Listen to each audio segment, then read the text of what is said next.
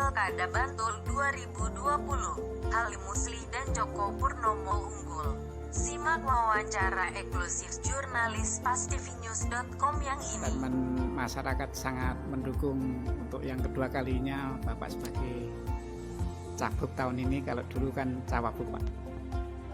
Pertama, saya mengucapkan terima kasih kepada seluruh warga Bantul yang telah menggunakan hak pilihnya dengan mencoblos di bilik-bilik TPS, dan hasilnya bahwa kami Abdul Halim Musli dan Joko Purnomo memberi dukungan suara sekitar 50 sampai 58%.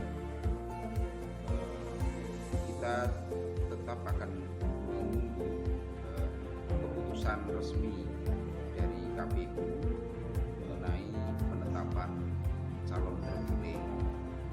Nah, kepada warga Kabupaten Bantul, saya mengajak setelah proses yang paling penting yaitu pemungutan suara ini selesai dilakukan, marilah kita hilangkan sekat-sekat perbedaan sehingga kita bisa kembali bersatu, kita bisa bersama-sama membangun Bantul. Tidak ada lagi nomor 1, nomor 2, tidak ada lagi kelompok batik maupun kelompok putih. Semuanya adalah warga Bantul yang harus kita ajak bersama-sama membangun Bantul. Untuk program ke depan, Pak, ini yang dulu sempat beberapa kita muat itu banyak kemiskinan tapi sudah sempat menurun untuk di Kabupaten Bantul, Pak. Gimana, Pak, untuk mengentaskan kemiskinan? Ya, penanggulangan masalah kesejahteraan sosial, utamanya kemiskinan, ini menjadi prioritas program Halim Joko ke depan. Kita saat ini sedang berada pada posisi yang kurang menguntungkan karena adanya pandemi COVID-19, sehingga perlu upaya keras dan kerja cerdas untuk menemukan solusi-solusi agar kemiskinan ini bisa segera kita atasi. Bahwa kemiskinan di Kabupaten Bantul itu masih cukup tinggi, terlebih pasca pandemi ini, di mana kondisi ekonomi kita juga sedang menurun, pertumbuhan ekonomi juga menurun, angka pengangguran bertambah karena banyaknya karyawan yang dirumahkan, di PHK. Nah, tentu ini menjadi tantangan tersendiri bagi pemerintahan ke depan, karena kita harus bisa menemukan solusi atau cara-cara baru untuk mengatasi kelesuan ekonomi dan meningkatnya angka kemiskinan dan pengangguran. Salah satunya adalah dengan cara menyerap investasi. Tentu investasi yang berorientasi kepada pertumbuhan ekonomi yang inklusif, yaitu pertumbuhan yang lebih menjamin terserapnya tenaga kerja, meningkatnya kesejahteraan masyarakat. Kalau soal perindustrian yang dicanangkan di Piungan, Pak? Ya, kawasan industri di Piungan itu sudah direncanakan cukup lama, tapi sampai pemerintahan daerah ini berganti, nah, ini masih menyisakan beberapa PR. Di antaranya adalah menuntaskan masalah infrastrukturnya, bagaimana kawasan industri itu bisa disempurnakan dengan ketersediaan faktor-faktor produksi, misalnya air, power plant, tenaga listrik, ya, sebagai pembangkit listrik di industri atau pabrik-pabrik di kawasan industri itu, sehingga jika semuanya sudah siap, maka investor ini tentu akan dengan senang hati memberikan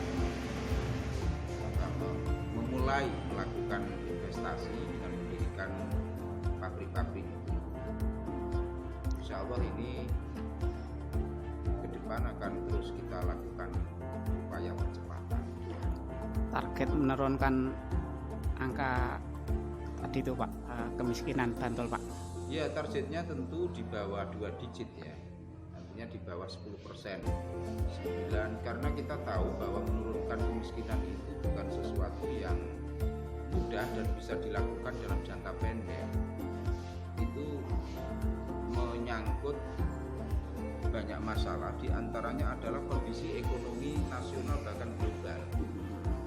Bahwa Bantul ini bukan kabupaten yang tertutup, Bantul ini tersambung dengan seluruh wilayah di Indonesia bahkan dunia, sehingga perekonomian dunia, perekonomian Indonesia itu akan sangat berpengaruh terhadap Bantul.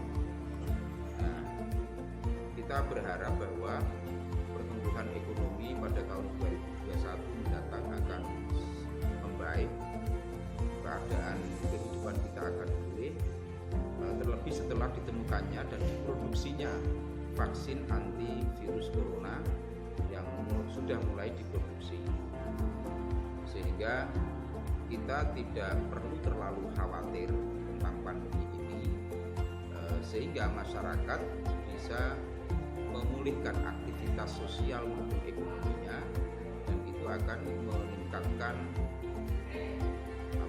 pertumbuhan ekonomi. Prioritas pasca pelantikan Pak. Ya, kita akan menata, mempersiapkan rencana pembangunan jangka menengah daerah yang memuat visi misi dan program unggulan yang telah kami sampaikan di dalam forum-forum kampanye. Nah, menyiapkan itu dengan melakukan beberapa langkah, diantaranya merubah beberapa regulasi agar regulasi yang baru ini bisa lebih mendorong. Nah, diantaranya adalah regulasi tentang perizinan investasi harus kita buat sedemikian rupa sehingga para investor itu tertarik.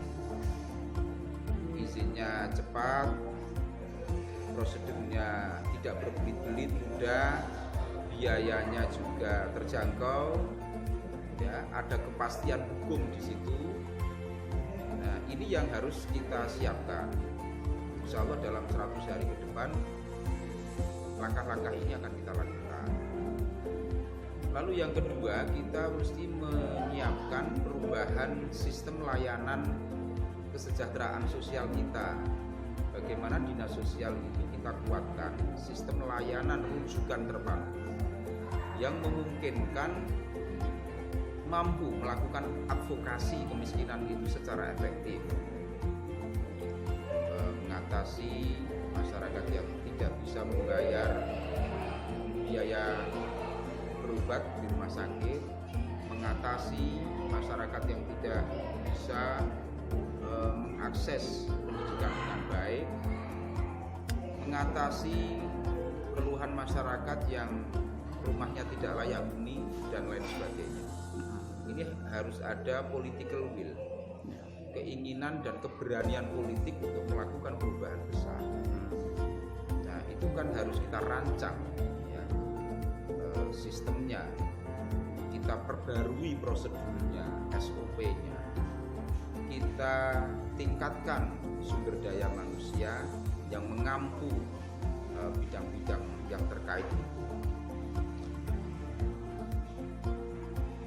Kegiatan Pemda yang kemarin juga banyak yang positif Pak. Bapak juga bagian dari pemerintah sehingga hari ini kelanjutan Pak. Iya, kita mesti mengakui bahwa pemerintahan yang hari ini dipimpin Pak Suharsono cukup memiliki capaian-capaian kinerja yang baik, yang bagus, ya. Di antaranya adalah reformasi birokrasi.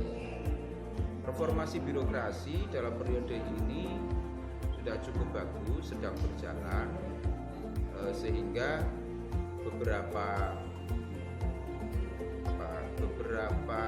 capaian target kinerja di dalam urusan reformasi birokrasi itu tercapai.